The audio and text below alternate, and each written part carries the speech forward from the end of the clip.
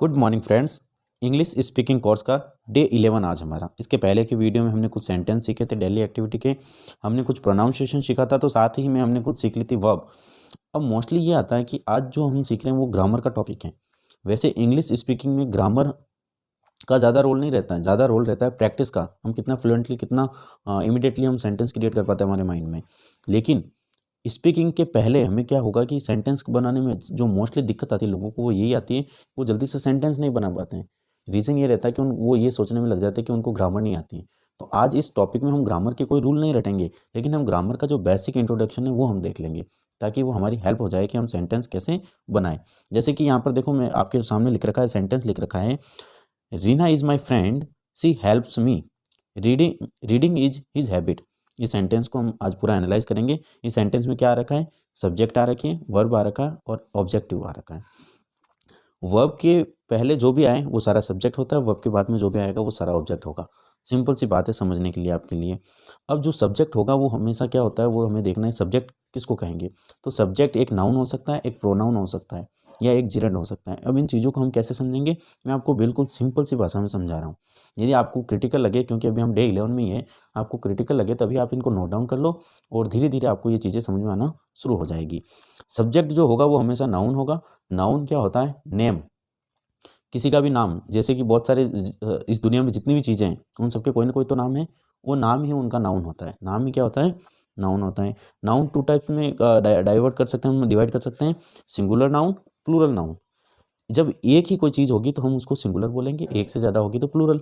जैसे Pankaj, Radha, father, pen, man, women, ये सारे सिंगुलर है, ये एक ही है। राम एंड श्याम, अब एक से ज़्यादा हो गए, प्लूरल में आ गए। सीता एंड गीता, एक से ज़्यादा हो गया, प्लूरल।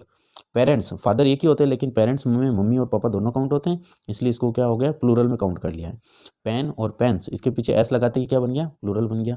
मैन, यदि ए है, MAN, ए लगा रखा है बीच में, तो इसको एक के लिए यूज होता है। और MEN है तो इसका मतलब होता है कि ये पूरी मैन ग्रुप को रिप्रेजेंट कर रहा है।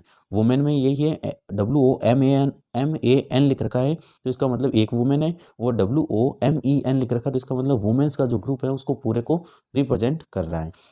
ये तो बात हो गई नाउन की। आपको सिंपल से याद रखना है, नाउन क्या होता है, नेम होता है। सेकंड आता है प्रोनाउन। प्रोनाउन क्या होता है, replace of noun, a word which we used at place of noun, तो उसको क्या बोलेंगे, हम प्रोनाउन बोलेंगे। यहाँ पर आपको सिंपल से समझा देता हूँ। जैसे हमारा सेंटेंस था, Reena is my friend, she helps me. अब मैं ऐसा भी कह सकता, Reena is my friend, Reena helps me, लेकिन मैंने रीना की जगह क्या लगा दिया, सी। तो रीना एक नाउन है, नाम है, और उसकी जगह अब मैंने उसका नाम नहीं वो बोला, और मैंने क्या बोला है, सी, SHE, सी यानी वह। तो नाउन की जगह यूज होने वाले वर्ड को क्या बोलेंगे, प्रोनाउन। तो यहाँ सी क्या हो गया, प्रोनाउन हो गया। अब प्रोनाउन क्या होते हैं, नाउन की जगह वर्ड काम में आते हैं, लेकिन सिंगुलर और प्लूरल में अलग अलग होते हैं। सिंगुलर और प्लूरल के साथ में ही प्रोनाउन क्या होता है, पर्सन्स के ऊपर भी डिपेंड करते हैं। अब ये पर्सन क्या होता है, तो पर्सन वही होते हैं जो लोग। तो पर्सन 3 टाइप के होते हैं। फर्स्ट पर्सन उसको बोलते हैं जो बात को बोल रहा है, उसके लिए सिंगुलर में हम कौन सा प्रोनाउन यूज लेते हैं, आई, और प्लूरल में लेते हैं वी, WE, सेकेंड पर्सन वो होता है सुनने वाला। सुनने वाले के लिए हमेशा हम कौन सा वर्ड काम में लेते हैं, यू, यानी तुम। तो जो हमारे सामने हमारी बात सुन रहे हैं उनको हम बोलते हैं तुम, उसके लिए एक ही वर्ड है वो यू, YOU। और ये हम किस में यूज लेते हैं, ऑलवेज ये प्लूरल में ही काउंट होता है, इसके साथ में प्लूरल वर्ब भी यूज होती हैं। थर्ड पर्सन होता है ही, सी और इट। ही मेल के लिए यूज होता है, सी फीमेल के लिए, और इट होता है नॉन लिविंग थिंग के लिए। नॉन लिविंग थिंग यानी जो निर्जीव वस्तुएं हैं। अब इसमें हम देखते हैं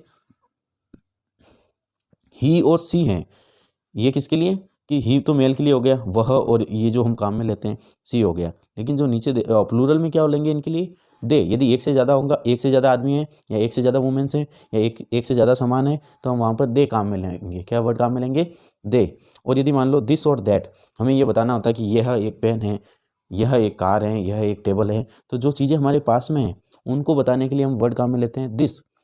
कब, जब वो चीज़ एक ही होती है। और यदि दूर की एक चीज़ बतानी है तो हम काम में लेंगे दैट।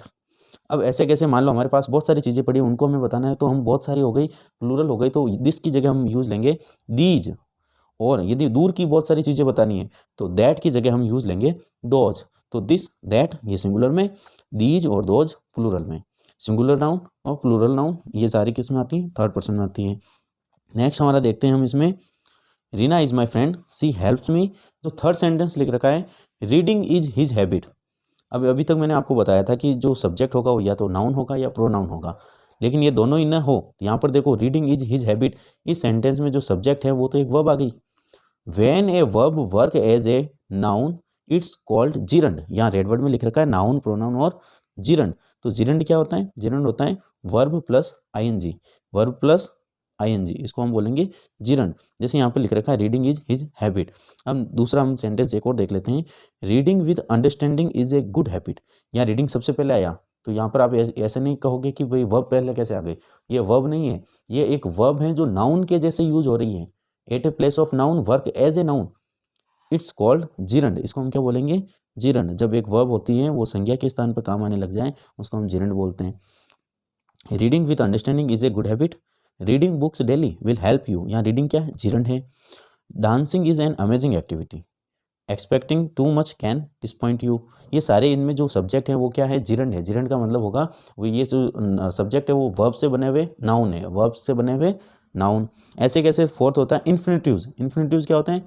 या तो हम जिरंड का यूज़ ले सकते हैं वर्ब के पीछे आईएनजी लगाकर, और या फिर हम इन्फिनिटिव्स बनाते हैं वर्ब के पहले यदि टू लगा दिया तो भी वो क्या होगा? एज ए सब्जेक्ट को वर्क करेगा और उसको हम बोलेंगे इन्फिनिटिव्स। तो ये हो गया सब्जेक्ट।